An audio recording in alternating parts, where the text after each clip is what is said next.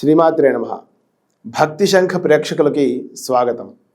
మనం ఇవాళ గ్రామ దేవతలు, వాటి ప్రాముఖ్యత, అలాగే తెలంగాణలో చాలా ప్రసిద్ధి చెందినటువంటి బోనాలు, వాటి యొక్క ప్రాముఖ్యత తెలుసుకుందాం.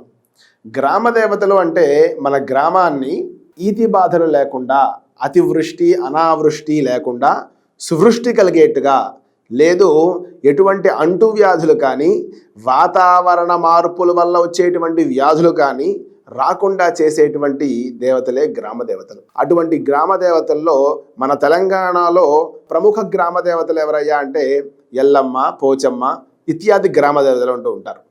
వాళ్ళందరికీ కూడా మనం కృతజ్ఞతగా చేసేటువంటివే ఈ బోనాలు. అసలు ఈ బోనాలు ఎప్పటి నుంచి మొదలయ్యాయి అని మనం మాట్లాడుకున్నట్లయితే 19వ శతాబ్దంలో తెలంగాణలో ఒక మహమ్మారి వచ్చింది.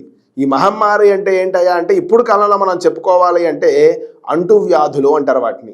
ఒళ్ళిండా పుళ్ళు పడిపోవడం, లేదు శ్వాస తీసుకోవడానికి ఇబ్బందిగా ఉండడం, ఊరంతా కూడా చెరిగిపోయేది.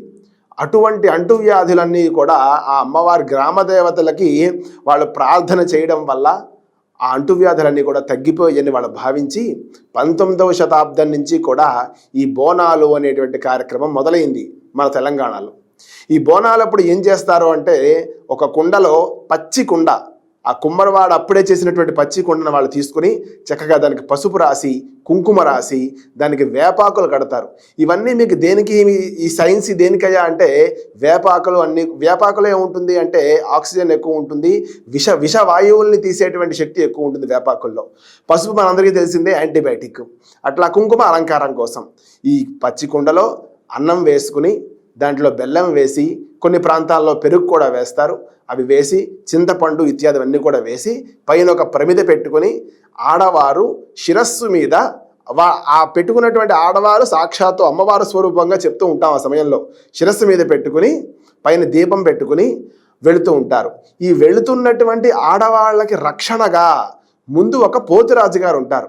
ఈ పోతురాజుగా వేషం వేసినటువంటి ఆయన ఎవరో అంటే సాక్షాత్తు అమ్మవారి యొక్క సోదరుడుగా చెప్తోంది మన తెలంగాణ యొక్క ప్రాధాన్యత. అట్లా ఇచ్చారన్నమాట పోతురాజుకి. అలాగే వెళుతూ అమ్మవారి దగ్గరికి వెళ్ళి ఆ బోనాన్ని అమ్మవారికి సమర్పించి దీపారాధన అక్కడ పెట్టేసి అమ్మవారికి ప్రార్థన చేస్తారు. ఏం ప్రార్థన చేస్తారండి అంటే, అమ్మా ఈ సంవత్సరం అంతా మమ్మల్ని మీరు చక్కగా ఎటువంటి ఈతి బాధలు లేకుండా, ఎటువంటి అనారోగ్య సమస్యలు లేకుండా, మా యొక్క కుటుంబాల్లో ఎటువంటి ధన సమస్యలు లేకుండా, ధాన్య సమస్యలు లేకుండా చూసుకున్నారమ్మా. ఇప్పుడు సమర్పించేటువంటి ఈ బోనం నుంచి మళ్ళీ వచ్చేటువంటి బోనం దాకా కూడా మమ్మల్ని మీరు అలాగే కాపాడాలి అనేది ఒక కృతజ్ఞతతో ఆ బోనాన్ని సమర్పిస్తూ ఉన్నాం. ఇక్కడ మనం చూసినట్లయితే బోనాలు మనం ఆషాఢ మాసంలో చేసుకుంటాం. ఈ ఆషాఢ మాసంలోనే ఎందుకు చేసుకుంటామంటే వర్ష ఋతువు ఆరంభమయ్యేటువంటి కాలం ఆషాఢ మాసం. అప్పుడే మనకి ఎక్కడ లేనటువంటి వైరస్లు వచ్చేస్తాయి, ఎక్కడ లేనటువంటి వ్యాధులు కూడా, అప్పుడే కొత్త వ్యాధులు కూడా పుట్టుకొస్తాయి. కాబట్టి అటువంటి ఆషాఢ మాసంలో ఈ బోనాలు చేసుకోవడం గల కారణం కూడా సైంటిఫిక్గా కూడా మనం అది చెప్పుకోవచ్చు.